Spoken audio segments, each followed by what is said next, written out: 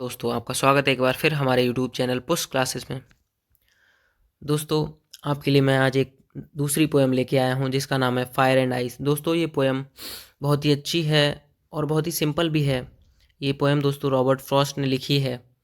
ये poem present करती है दो तरह के इमोशंस को और दो तरह के कंट्रोवर्सीज़ को। दोस्तों ये पोएम डिज़ायर और हेटर्ड को जो है प्रेजेंट करती है। दोस्तों फायर को डिज़ायर की तरह दिखाया गया है, यानी कि लोगों की इच्छा की तरह दिखाया गया है, और आइस को जो है हेटर्ड की तरह, घृणा की तरह दिखाया गया है। दोस्तों ये पोएम जो है दो तरह के लोगों के ओपिनियन पे बात करती है। कुछ लोग कहते हैं कि ये फायर से एंड होगा वर्ल्ड, कुछ लोग कहते हैं आइस से एंड होगा, लेकिन जो पोइट है वो अपना जो है पॉइंट ऑफ व्यू रखता है। तो चलिए बिना देर किए चलते हैं पोएम पे।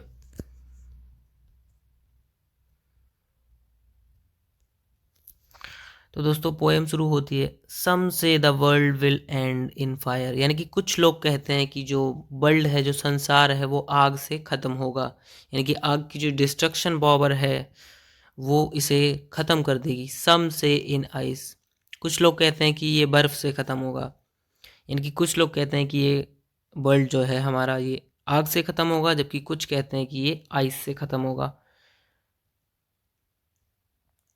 What I have tested of desire, लेकिन जो मैंने टेस्ट किया है डिज़ायर के बारे में, यानी कि इच्छा शक्ति के बारे में, जो मैंने टेस्ट किया है, पोइट कहते हैं, रॉबर्ट फ्रॉस्ट कहते हैं, I have tested of desire, जो मैंने इच्छा शक्ति के बारे में टेस्ट किया है ना, I hold with those who favour fire, मैं उनके साथ जाना चाहूँगा। होल्ड मतलब उनके साथ रुकना चाहूँगा, या फिर यहाँ पे जो मीनिंग है वो होल्ड का बेसिकली मीनिंग होगा मैं उनके साथ जाना चाहूँगा। I hold with those who favour fire, यानी कि जो लोग फायर को फेवर करते हैं, जो ये मानते हैं कि फायर से वर्ल्ड एंड होगा, यानी कि जो लोग ये मानते हैं कि ये जो वर्ल्ड है, ये संसार है, ये आग से इस अंत होगा इसका, तो मैं उन लोगों के साथ जाना चाहूँगा। इसके बाद पोइट कहते हैं, but if it had to perish twice, लेकिन अगर वर्ल्ड को, पेरिश मतलब होता है एंड, इसका मीनिंग आप लिख लीजिए, पेरिश मतलब होता है ख़त्म होना या फिर एंड होना। But if it had to perish twice, I think I know enough of hate, लेकिन अगर इसे दो बार ख़त्म करने की बात की जाए, अगर ये वर्ल्ड दो बार एंड हो, तो मैं ये सोचता हूँ, आई थिंक आई नो, मैं ये सोचता हूँ कि मैं ये जानता हूँ, इनफ ऑफ हेट, मैं घृणा के बारे में भी बहुत कुछ जानता हूँ। यहाँ पे जो पोइट हैं वो ये कहना चाह रहे हैं, उन्होंने पहले तो कहा था कि मैं उनके साथ जाना चाहूँगा जो लोग आग मानते हैं कि आग से वर्ल्ड एंड होगा अगर इच्छा की बात की जाए। अब यहाँ पे कह रहे हैं बिल्कुल डिफरेंट एक ओपिनियन हो गया कि अगर इस वर्ल्ड को दो बार ख़त्म करने की बात की जाए, तो जैसा कि मैं जानता हूँ हेट भी कम नहीं है, यानी कि घृणा भी कम नहीं है अगर इस वर्ल्ड को ख़त्म करने की बात की जाए। तो दोस्तों यहाँ पे दो तरह के इमोशंस को दिखाया गया है। यहाँ पे कहा गया है कि वर्ल्ड या तो फायर से एंड होगा या फिर आइस से एंड होगा, लेकिन दोनों ही जो हैं कंपेयर किए गए हैं self destruction of human emotions के, यानी कि जो हम लोगों का जो इमोशंस हैं, यानी कि जो इंसानों के जो इमोशंस हैं उनके सेल्फ डिस्ट्रक्शन की जो पावर है उससे इनको कंपेयर किया गया है।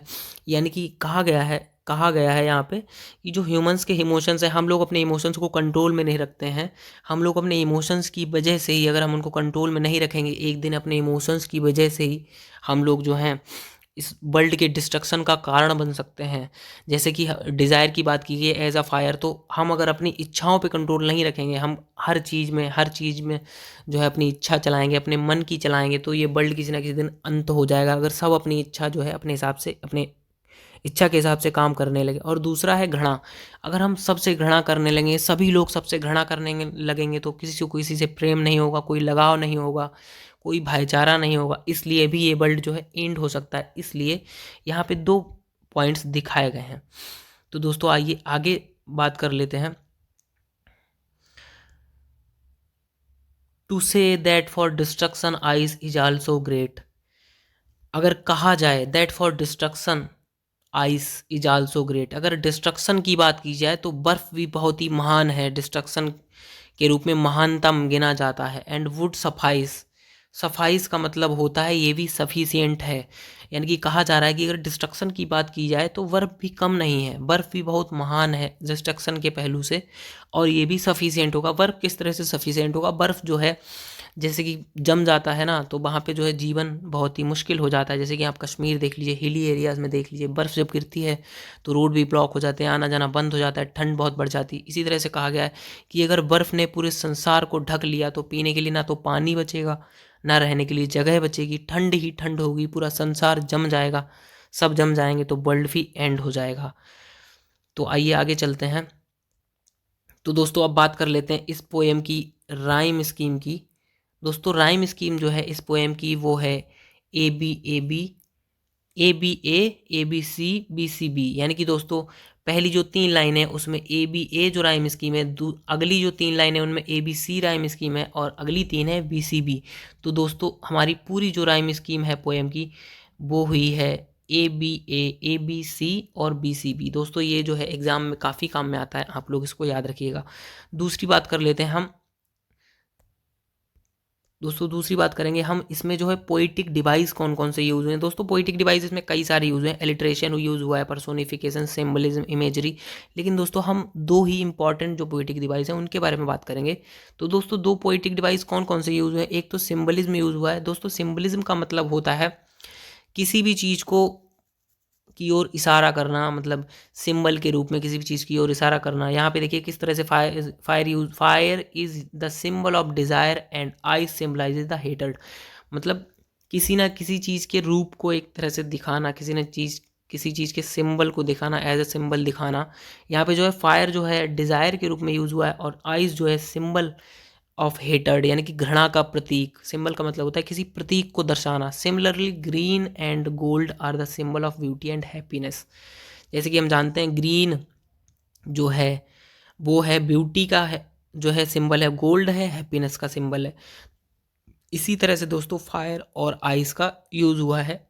दूसरा दोस्तों बात कर लेते हैं, जो पोइटिक डिवाइस जो है हमारा वो है दोस्तों पर्सोनिफिकेशन। दोस्तों personification of human qualities to intimate.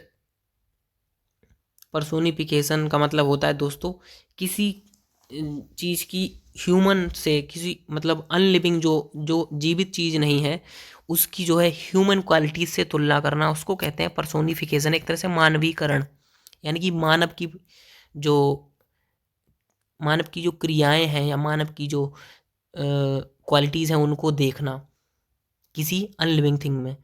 तो दोस्तों human qualities to intimate objects, यानी कि वस्तुओं में जो है ह्यूमन क्वालिटीज़ को देखना। In this poem fire and ice, जो फायर और आइस है वो उनकी तुलना किससे की गई है, डिज़ायर और हेटर्ड से की गई है दोस्तों, फायर एंड आइस के रूप में, जो कि डिस्ट्रक्शन बन सकती हैं इस संसार का। तो दोस्तों उम्मीद है आपको ये वीडियो पसंद आई होगी। दोस्तों अगर आपको ये वीडियो पसंद आई है तो प्लीज़ लाइक और सब्सक्राइब और शेयर करना ना भूलें दोस्तों, और आगे अपडेट्स पाने के लिए बेल आइकन को भी प्रेस कर लें दोस्तों। और अगर आपका कोई डाउट है तो प्लीज़ कमेंट सेक्शन में आपका वेलकम है। Please like, subscribe and share the video. Thank you दोस्तों।